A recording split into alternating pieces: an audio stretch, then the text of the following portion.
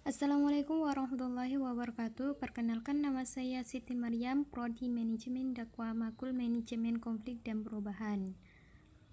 Dosen Amalia Irfani. Oke, di sini saya ingin membahas materi dampak dari pandemi COVID terhadap perekonomian Indonesia. Kehadiran virus corona atau coronavirus di fase 2019 telah membuat situasi ekonomi di seluruh dunia memburuk. Bahkan lembaga keuangan dunia seperti International Monetary Fund (IMF) telah memproyeksikan bahwa ekonomi global tumbuh minus di angka 3%. Lalu bagaimana dengan Indonesia?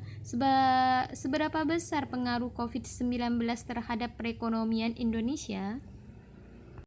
Berikut adalah pengaruh merebaknya pandemi COVID-19 bagi perekonomian Indonesia.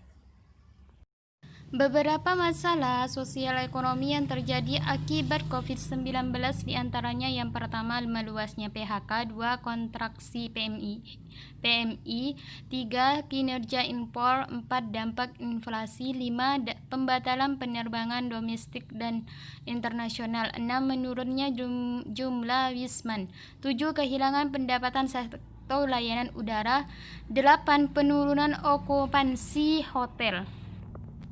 Yang pertama, meluasnya PHK. Pandemi COVID-19 telah membawa kesengsaraan yang semakin meluas terhadap para pekerja formal dan informal.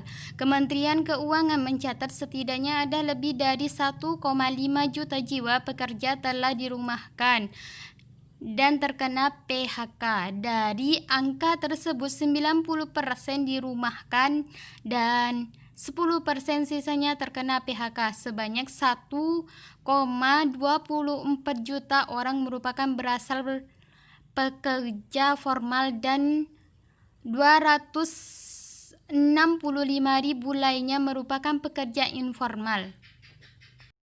2. Kontraksi PMI. PMI Manufacturing umumnya menunjukkan kinerja industri pengolahan dalam negeri, baik dari sisa produksi pemerintahan baru hingga ketenaga kerjaan yang sangat besar, sehingga membawa dampak yang sangat berat, utamanya bagi para buruh.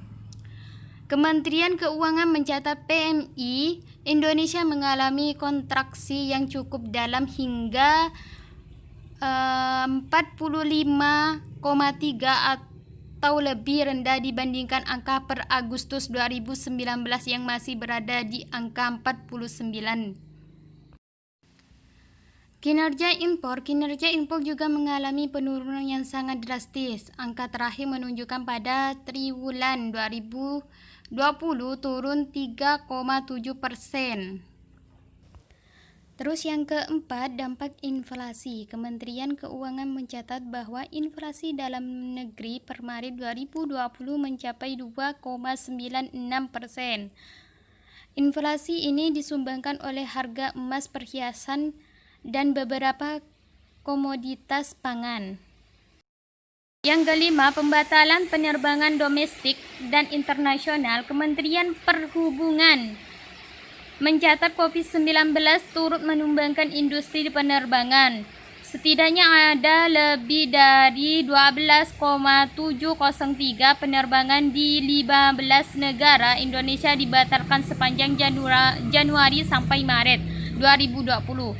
Dengan rincian 11.680 untuk penerbangan domestik dan 1,023 untuk penerbangan internasional.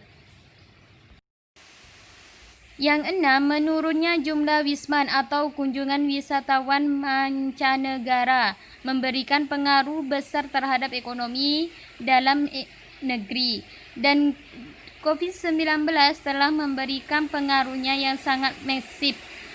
Tak tanggung-tanggung, kunjungan wisatawan mancanegara turun lebih dari 7.000 wisman per hari. Kunjungan wisman umumnya didominasi wisman dari Cina. Yang ketujuh, kehilangan pendapatan sektor layanan udara, pembatalan penerbangan dan penurunan wisman tentunya memberikan pengaruhnya terhadap angka kehilangan pendapatan di sektor layanan udara mencapai lebih dari 300 miliar per hari.